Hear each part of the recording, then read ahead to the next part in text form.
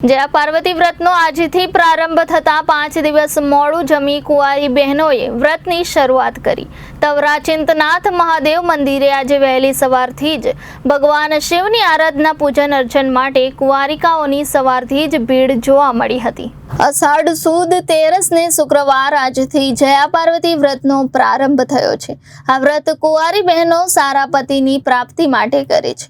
એક લોકવાયકા પ્રમાણે આ વ્રત માતા સીતાએ પણ કર્યું હતું। આ વ્રત 5 દિવસ સુધી કરવાનું હોય છે। આ વ્રતમાં કુંવારી બહેનો 5 દિવસ સુધી મોડું જમીને કરે છે।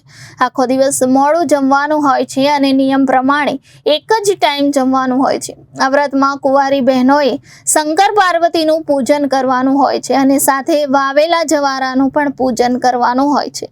આમ 5 દિવસ સુધી કુંવારી બહેનોએ મોડું જમીને આ વ્રત અને શંકર પાર્વતીની પૂજા કરવાની હોય છે। હિન્દુ ધર્મમાં અનેક વ્રત કરવામાં આવે છે। આમાંથી એક છે જયા પાર્વતી વ્રત, જેને ગૌરી વ્રત કે ગૌરવ પણ કહેવામાં આવે છે। ગૌરી વ્રત 14 વર્ષની નાની કન્યાઓ કરે છે, જ્યારે જયા પાર્વતી વ્રત યુવાન છોકરીઓ કરે છે।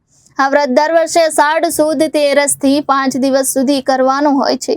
જયા પાર્વતી વ્રતને ગૌરી વ્રત પણ કહેવામાં આવે છે। આ વ્રત અપરિણિત મહિલાઓ દ્વારા ઈચ્છિત વર મેળવવા માટે તેમજ પરિણિત મહિલાઓ દ્વારા અખંડ સૌભાગ્ય મેળવવા માટે કરવામાં આવે છે। ધાર્મિક માન્યતા મુજબ દેવી પાર્વતીએ ભગવાન શિવને તેમના પતિ તરીકે પ્રાપ્ત કરવા માટે આ વ્રત કર્યું હતું। એવું માનવામાં આવે છે કે આ વ્રતનું યોગ્ય રીતે પાલન કરવાથી અવિવાહિત મહિલાઓને ઈચ્છિત વરની પ્રાપ્તિ થાય છે અને સૌભાગ્ય અને સમૃદ્ધિના પણ આશીર્વાદ મળે છે। આ વ્રતનું પાલન કરવાથી સુખ, સમૃદ્ધિ અને શાંતિની પ્રાપ્તિ થાય છે। આ વ્રત ખાસ કરીને અપરિણિત મહિલાઓ પોતાનો ઈચ્છિત વર મેળવવા માટે રાખે છે। જયા પાર્વતી વ્રત રાખવાથી અવિવાહિત કન્યાઓને ઈચ્છિત જીવન સાથી મળે છે અને સારા પરિણામ પણ મળે છે। એક દંતકથા અનુસાર દેવી પાર્વતીએ ભગવાન શિવને તેમના પતિ તરીકે પ્રાપ્ત કરવા માટે આ વ્રત રાખ્યું હતું। જયા પાર્વતી વ્રતનું પાલન કરવાથી સૌભાગ્ય અને સમૃદ્ધિ મળે છે।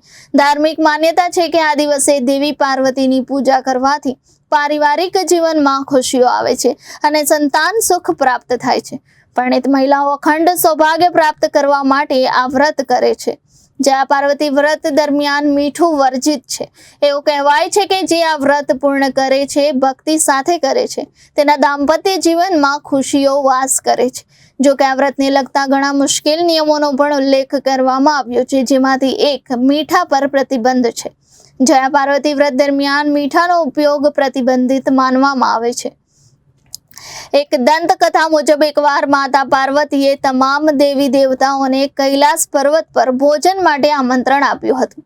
બધા દેવી દેવતાઓ કૈલાસ પહોંચ્યા, જ્યાં માતા પાર્વતીએ અનેક પ્રકારની વાનગીઓ તૈયાર કરી હતી। આ પછી માતા પાર્વતીએ બધાને ભોજન પીરસ્યું અને બધાએ ખૂબ ઉત્સાહથી ભોજન કર્યું। માતા પાર્વતીએ બનાવેલ ભોજન ખાઈને બધા દેવી દેવતાઓ ખુશ થયા, પરંતુ જ્યારે માતા પાર્વતીએ તે ભોજન ખાધું ત્યારે તેમાં મીઠું ન હતું। માતા પાર્વતીએ વિચાર્યું કે બધા દેવી દેવતાઓ તેમના આદરમાં મીઠા વગરનું ભોજન ખૂબ જ પ્રેમથી આરોગ્યું।